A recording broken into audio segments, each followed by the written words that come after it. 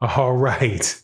So, as you hear it by now, Anthony Joshua and Tyson Fury are supposed to have come up and not signed, but agreed in principle to a 2-year deal. But you might not have heard who Tyson Fury credited with the deal. And it is mind blowing. Let's talk about that in this video.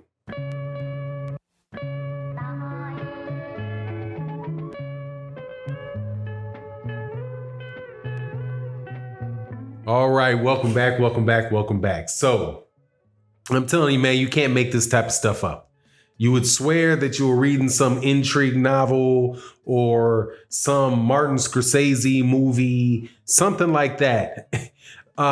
If someone was just to tell me that this was possible in a sport, well, yeah, it's absolutely bananas. Before I get into it, though, the specifics of it, I want to thank you for coming back to the channel again. Thank you guys for so much for your support. It's really great that boxing is coming back. We had a really good fight last night, no, they were good fights. They were good fights because they were fights, and we got to focus on that last night. So it was really wonderful. But thank you guys for continuing to support the channel and the Patreon and the Cash App and all the good things you guys do. Also the super chats on the channel and the channel memberships, Patreon. Thank you guys so very much. So, Anthony Joshua, wake up this morning, getting ready for the show that we do this morning, and across the news feed, there's a big breaking news type of story that comes out, and it is about Tyson Fury and Anthony Joshua coming to terms for a 2-fight deal that is supposed to happen in 2021, right? So my first thought was, okay, yeah, sure, because there's, all kind of problems with that fight happening. In that, like the main one being the main two being Anthony Joshua still has to beat Kubrat Pulev. Number two,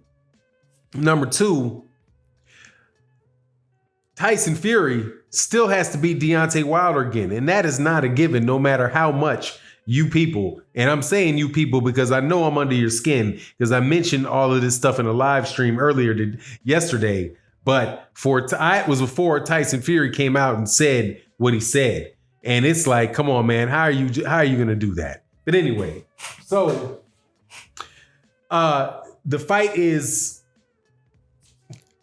The reports are that Eddie Hearn said that, so I take that with a grain of salt. And then Tyson Fury said it. He was like, excited, the biggest fight in the history of British boxing. And guess who he said he had to thank? Dan Kenna Han.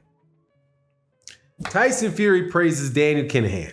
Now, I had never heard of Dan Kenna Han more than a month ago tops, right? However, when Bob Arum said something about how important Dan Kenna Han was, I got in my mind's eye, right, that this was some businessman that was gonna, that was really good at organizing and was great at talking to people and that type of stuff. So I was like, okay, all right, who is he?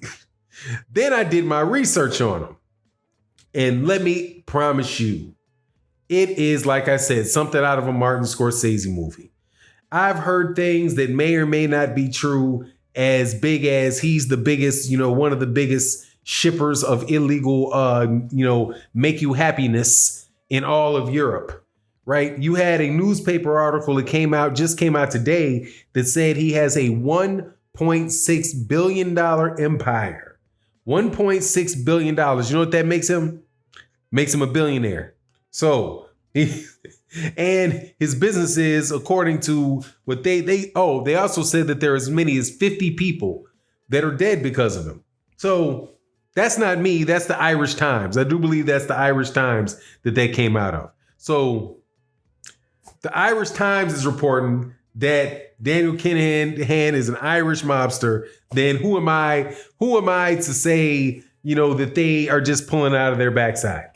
So Tyson Fury according to the Irish Times, thanks somebody like that for getting it over the line, for being able to make a fight between him and between Tyson Fury and Anthony Joshua, the biggest fight in the history of British boxing, which it most likely is. Yeah, I'm sure it is. Huge fight. But how could Dan Kenna Han get it over the top? Like, who does Tyson Fury work for exactly? This is what I'm wondering. Like, he talked about Daniel Kenna Han like Daniel Kenna Han was his promoter. Like he thanks Daniel Kenna Han like Deontay Wilder would thank Al Heyman. He didn't say Mike Tyson. He didn't say thanks to Frank Warren or thanks to Bob Arum. He said thanks to that guy for getting it over. Like the deal is already done. Like that's a wrap. And Eddie Hearn is like that. It's a deal. It's a wrap. What kind of deal is that? That nobody hears from. What kind of deal is that? It's just kind of shady, wouldn't you say? Just has a little bit of making you feel like something could be funny. So also, now along those same lines, I was on my Twitter feed and I had left something. This is maybe about a month ago after I first started hearing about this connection. Now I've done videos before about, the fact that they were trying to make this guy that Tyson Furys must be Tyson Fury's real promoter, his real manager promoter, which by the way, he is really the manager of Tyson Fury. And let me tell you why that is. Because Tyson Fury signed to MTK Global. Daniel Kenna Han founded MTK Global. Yes, that's right. MTK Global, the boxing management organization. That's the guy that runs it. According to the Irish Times and other conversations that I've, other articles that I've read, just what it says on the internet. No special inside sources here. But he's supposed to really be the guy that runs MTK Global. So that means he would be his promoter. And guess who? His manager. And guess who else this guy was a manager of Tyson Fury when a fight was made? You got it. Deontay Wilder. So I just wonder, is it sour grapes for me now to say like, okay, the floppy gloves things, that's cute. You can get out of that. You can get out of the floppy gloves. You can get out of, what was the other one? You can get away with ridiculing Deontay Wilder about something he didn't say about headgear. You might be able to get away, and ridicule the fact that somebody could have done something to his water. All of those are jokes. But what about Tyson Fury having a manager that is like has a reputation as, whether it's true or not, I don't know, is an international drug pen? Wouldn't that count as somebody that might be a cheater? Isn't that the definition of cheating, breaking the rules? So it's just like I said, it's surreal. It's surreal. When the Zone came to, I forgot. Excuse me. Let me get back on track. The guy that came on my Twitter page compared. He said, "This is not anything that's not normal. This is nothing out of the ordinary. Pay no attention, people." That type of content, that kind of comment. Pay no attention, people. Don King, it was the same situation where Don King, Don King was a gangster. This guy's a gangster. It's the same thing. What's the difference? This is what the defense to it was. And I was like, okay, yeah, I guess if you left, if my child let a stray cat, into the house, I might be upset and say, hey man, get the stray cat out of my house, right? I might have a little irritation about that. But then if he let a wolf in that mug, then I might be like, oh, hold on now, this a wolf.